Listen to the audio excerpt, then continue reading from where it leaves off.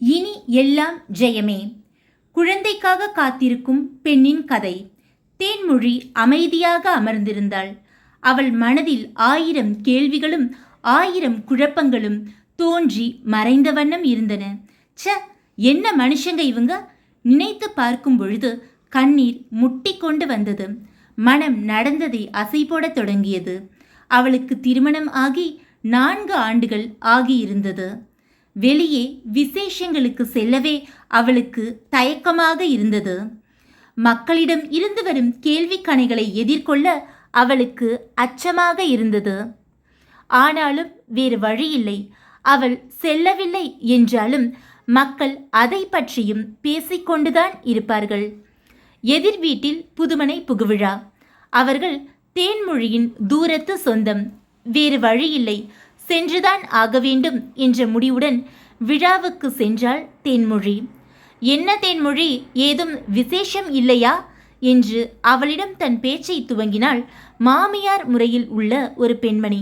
அம்மாடி, உனக்கு உடம்புல எந்த குறையும் இல்லையே, ஆரம்பத்திலேயே கண்டுபிடிச்சா சரி பண்ணிக்கலாம் என அக்கறையுடன் பேசினாள் மற்றொரு பெண்மணி. ஆமா, நானே கேட்கணும்னு இருந்தேன், நல்ல டாக்டரா பார்க்குறீங்களா என்றாள் மற்றொரு பெண்மணி. இவர்களுக்கெல்லாம் என்ன பிரச்சனை? யார் யாருக்கு எப்போன்னு கடவுள் எழுதியிருக்காரோ அப்போதானே நடக்கும் என்று மனதுக்குள் நினைத்தபடி வெளியே புன்னகை முகத்தை ஒட்ட வைத்தபடி அமர்ந்திருந்தாள் தேன்மொழி. அப்போது அவளின் ஓரகத்தி மேனகா தன் 6 மாத குழந்தையை தூக்கி கொண்டு தேன்மொழியை ஓரக்கண்ணால் ஒரு பார்வை பார்த்தபடி அவளுக்கு சற்று தள்ளி அமர்ந்தாள். அவள் அமர்ந்த இடத்தில் உறவினர்கள் சிலர் அமர்ந்திருந்தனர். புள்ள ஏன் மேனகா சரியா வெயிட்டே போடல? முன்னாடி பார்த்ததை விட இப்ப ரொம்ப ஒல்லியா இருக்கானே என்றாள் ஒரு பாட்டி. என்ன பண்றது மாமி, எல்லாம் கண் திருஷ்டி தான் என்று ஒரு விதமாக அழுத்தி கூறினாள் மேனகாவின் அம்மா ஈஸ்வரி. அதற்கு பிறகு தேன்மொழிக்கு அங்கு அமர்ந்திருக்கும் ஒவ்வொரு நொடியும் ஊசியின் மீது அமர்ந்திருப்பது போல் தோன்றியது. என்ன செய்வது? ஊர்வாயை மூட முடியாதல்லவா? எனவே அவள் தனக்குத்தானே நொந்து கொண்டாள். இறைவா, நான் யாருக்கு என்ன கெடுதல் செய்தேன்? ஏன் எனக்கு மட்டும் இப்படியெல்லாம் நடக்கிறது? மேனகாவிற்கு குழந்தை பிறந்தபோது உண்மையில் நான் எவ்வளவு மகிழ்ச்சியாக இருந்தேன்.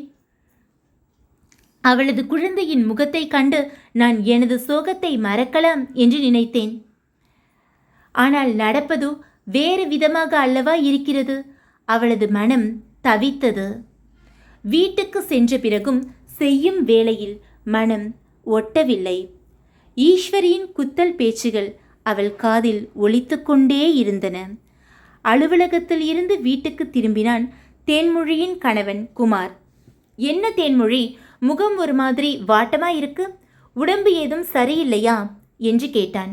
அதெல்லாம் ஒன்றுமில்லை, நல்லா தான் இருக்கேன் என்று ஒப்புக்கு கூறி வைத்தாள் தேன்மொழி. சரி தேன்மொழி, எனக்கு கொஞ்சம் சாப்பாடு எடுத்து வையேன் என்று கூறிவிட்டு சாப்பாட்டு மேஜையில் அமர்ந்தான் குமார். தேன்மொழியின் கைப்பக்குவத்தில் உருவாகியிருந்த உணவை ஒரு பிடி பிடிக்கலாம் என்று ஆவலாய் காத்திருந்தவனுக்கு சற்று ஏமாற்றமே மிஞ்சியது. உப்பு புளி காரம் காம்பினேஷனில் இருந்த குறைபாடுகளை குமாரின் நாக்கு கண்டுபிடித்து விட்டது. வீடும் சரியாக சுத்தம் செய்யப்படாமல் சற்று ஒளி குறைந்து காணப்பட்டது. குமார் தேன்மொழியை அழைத்தான். நீ ரொம்ப டயர்டா இருக்க தேனு, இந்த 2 வாய் சாப்பிடு என தோசையை கார சட்னியில் முக்கி அவள் வாயில் வைத்தான். வேண்டாம் வேண்டாம் என்று கூறிய அவள் வேறு வழி இல்லாமல் தோசையை வாயில் வாங்கினாள். ஐயோ, காரம் காரம் என்றவள், ஓ சாரி, நான் சட்னிக்கு புளி வைக்க மறந்துட்டேன் என்றாள். ஒரு நிமிஷம் வெயிட் பண்ணுங்க, நான் இதோ புளி வச்சு அடித்து கொண்டு வந்துடுறேன் என்று கூறி ஓட பார்த்தாள். தேன்மொழி, இங்கே வந்து உக்காரு, என்ன நடந்ததுன்னு என்கிட்ட மறைக்காம சொல்லு என்றான் குமார். தேன்மொழியின் 2 விழிகளிலிருந்தும் அருவிகளாய் கண்ணீர் பெருக்கெடுத்து ஓடியது. குமார் அவள் தன்னைத்தானே ஆசுவாசப்படுத்தி கொள்ள சற்று நேரம் அளித்தான். பிறகு மெதுவாக தேன்மொழி பேசத் தொடங்கினாள். நான் என்னத்தை சொல்ல? என் தலைவிதியை சொல்லவா? என் மனக்குறையை சொல்லவா? இல்லை இந்த ஊராரின் ஏச்சு பேச்சுக்களைத்தான் சொல்லவா? என்று தன் உள்ளத்தின் உணர்வுகளை வார்த்தைகளாய் உதிர்க்கத் தொடங்கினாள். காலையில் புதுமனை புகுவிழா வீட்டில் நடந்த நிகழ்வுகள் முதல் இந்த நிமிடத்தில் அவள் மனநிலை வரை அனைத்தையும் விளக்கினாள். என்றபடி அனைத்தையும் பொறுமையாக கேட்டுக்கொண்டே வந்தான் குமார். பிறகு குமார் பேசத் தொடங்கினான். தேன்மொழி, நான் உன்கிட்ட ஒன்று கேட்பேன், நீ நல்லா யோசிச்சு பதில் சொல்லணும், சரியா என்று கேட்டான். அவன் அப்படி என்ன கேட்டுவிடப் போகிறான் என ஆச்சரியமாய் அவன் முகத்தை பார்த்தாள். நீ பிறந்ததிலிருந்து இந்த நிமிஷம் வரைக்கும் வாழ்க்கையில் சந்தோஷமாக தான் இருக்கியா என்று கேட்டான். அப்படியெல்லாம் சொல்லிட முடியாது. வாழ்க்கைன்னா சந்தோஷமும் இருக்கும் துக்கமும் இருக்கும். ரொம்ப சந்தோஷமாக தான் இருந்தேன் அப்படின்னெல்லாம் சொல்லிட முடியாது என்றாள். சரி தேனு, இந்த உலக வாழ்க்கையை பற்றி நீ என்ன நினைக்கிற என்றான்.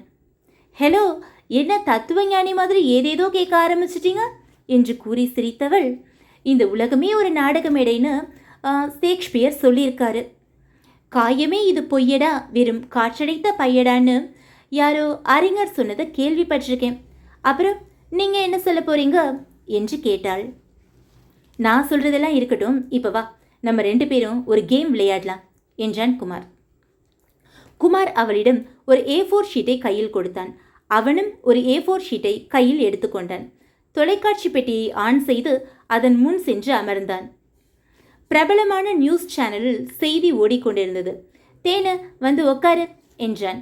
இன்னைக்கு நியூஸ் சேனலில் வர சந்தோஷமான செய்தி, நல்ல செய்தியெல்லாம் நீ எழுது, துக்கமான சங்கடமான கெட்ட செய்தியெல்லாம் நான் எழுதுறேன் என்றான். எந்த செய்தி அதிகமாக வருது, யார் நிறைய எழுதியிருக்காங்கன்னு பார்க்கலாம் என்றான். அரை மணி நேரம் சென்றது. தான் எழுதுவதற்கு ஏதாவது செய்தி வந்துவிடாதா என்று செய்தி வாசிப்பாளரின் வாயையே பார்த்து கொண்டிருந்தாள் தேன்மொழி. மறுபுறம் குமார் நிமிர்ந்து பார்க்கக்கூட நேரம் இல்லாமல் செய்திகளை காதில் கேட்டு மளமளவென்று பேப்பரில் எழுதி கொண்டிருந்தான். ஐயையோ, என்ன நீங்க போற ஸ்பீடை பார்த்தா அடிஷ்னல் பேப்பர் கேட்பீங்க போல இருக்கு என்றாள். ஆமாம் தேனும், சரிதான்.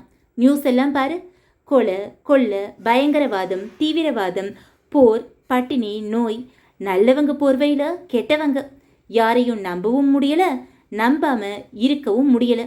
இப்படிப்பட்ட உலகத்தில் பிறக்கிறதுக்கு நம்ம என்ன பாவம் பண்ணமோன்னு நானே பல முறை நினச்சிருக்கேன். இந்த பூமியில் பிறந்து நம்ம படுற பாடு பத்தாதா?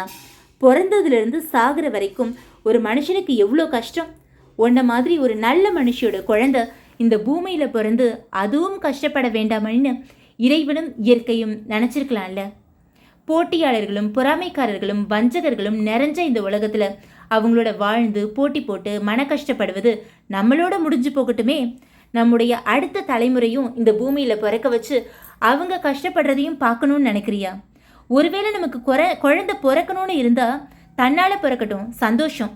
அப்படியே பிறக்கலைன்னாலும் நோ ப்ராப்ளம். நீ மனசை போட்டு அலட்டிக்காத. உனக்கு குழந்தை இல்லைன்ற கவலையை விட அடுத்தவங்க பேசுகிற பேச்சு தான் உன்னை ரொம்ப கவலைப்படுத்துது. இது உன்னோட வாழ்க்கை, இதை உனக்காக மட்டும் வாழ. நீ ஈஸியாக அப்செட் ஆகிடுறதால தான் அடுத்தவங்க உன்னை மூட் அவுட் பண்ணி வேடிக்கை பார்க்குறாங்க. அடுத்தவங்க சொல்கிறதுக்கெல்லாம் கவலைப்பட்டுக்காத. உன்னை டிஸ்டர்ப் பண்ணுறதுக்காகவே பர்பஸாக பிளான் பண்ணி பேசுகிறவங்க கிட்ட தைரியமாக கான்ஃபிடெண்ட்டாக நடந்துக்கிட்டாலே அவங்க தோற்று போய் மூஞ்சியை தொங்க போட்டுட்டு போயிடுவாங்க. நீ பயந்து நெளிஞ்சு தர்ம சங்கடமாக நின்னா உன்னை நல்லா கஷ்டப்படுத்தி சந்தோஷப்படுவாங்க. இந்த புல், மரம், செடி, கொடி, ஆடு, மாடு எல்லாமே கடவுளோட குழந்தைங்க தான். அதுங்க கூட நீ நேரத்தை ஸ்பெண்ட் பண்ண. அன்புக்கு என்கிற எத்தனையோ குழந்தைகள் ஆசிரமத்தில் இருக்காங்க. உன்னோட அன்பை அவங்க கிட்ட காட்டு. அது டைரக்டாக இறைவனுக்கே போய் சேரும். உன் சந்தோஷம் உன் கையில். நீ சந்தோஷமாக இருக்கும்போது, இப்போ பாரு, நான் தேன்மொழியை மூட் அவுட் ஆக்கி காட்டுறேன்னு சொல்லி சில பேர் ஈஸ்வரி மாமி பேசின மாதிரி உன்கிட்ட வந்து பேசலாம். ஆனால் அதையும் தாண்டி சந்தோஷமாக இருந்து நீ ஜெயிக்க போறியா? இல்லை உன் பிரெயினை கண்ட்ரோல் பண்ணுற பவரை அடுத்தவங்க கிட்ட கொடுத்து அவங்கள ஜெயிக்க விட போறியா? முடிவை நீயே எடுத்துக்கோ என்று கூறி முடித்தான். தேன்மொழி தெளிவானாள். எனக்கு எப்போ எது தேவையோ அதை அப்போ இறைவனும் இயற்கையும் எனக்கு சரியாக கொண்டு வந்து சேர்ப்பாங்க. ஸோ நான் மனசை போட்டு அலட்டிக்க வேண்டிய அவசியமே இல்லை. எந்த தப்பும் செய்யாத நான் தாழ்வு மனப்பான்மையோட ஏன் வாழணும்? இனி நான் என் வாழ்க்கையை தைரியமாக சந்தோஷமாக எதிர்கொள்வேன் என்ற முடிவுக்கு வந்தாள். மறுநாள் காலை தன் கணவனை ஆஃபீஸுக்கு அனுப்ப வாசல் வரை வந்தவள் அங்கே ஈஸ்வரியை கண்டாள். தேன்மொழியை கண்ட ஈஸ்வரி அவளை வம்புக்கு இழுத்து அழவிடலாம் என்ற எண்ணத்துடன் அருகே வந்தாள். அவளை புரிந்து கொண்ட தேன்மொழி அவள் பேசத் தொடங்குவதற்கு முன் தானே பேச ஆரம்பித்தாள். அம்மா, என்ன வர வர புசு புசுன்னு ஆயிட்டே இருக்கீங்க? குழந்தைக்கு கொடுக்க வாங்கி வச்சிருக்கிற மாவுடியில் இருக்கிற மாவை எல்லாம் குழந்தைக்கு கொடுக்காம நீங்களே கரைச்சி குடிச்சிட்டு இருக்கீங்கன்னு நான் நினைக்கிறேன். அதான் குழந்தை மெலிஞ்சுக்கிட்டே போகிறான், நீங்கள் தக்காளி பழம் மாதிரி நல்லா வெயிட் போட்டுகிட்டே இருக்கீங்க. என்னம்மா, நான் கரெக்டாக கண்டுபிடிச்சி சொல்லிட்டேன்ல, பார்த்தீங்களா என்று கூறி சிரித்தாள். இதை சற்றும் எதிர்பார்க்காத ஈஸ்வரி என்ன சொல்வது என்று புரியாமல், போமா தேனு, உனக்கு எப்பவும் எல்லாத்துலேயும் தமாஷ் தான் என்று கூறி அசடு வழிந்தபடி சென்றாள். வெற்றி புன்னகையுடன் குமார் தன் அலுவலகம் நோக்கி சென்றான். இனி அவர்கள் வாழ்வில் எல்லாம் ஜெயமே. இதுபோல நல்ல பல கதைகளுக்கு நம்ம தமிழ்நகை சேனலை லைக், ஷேர்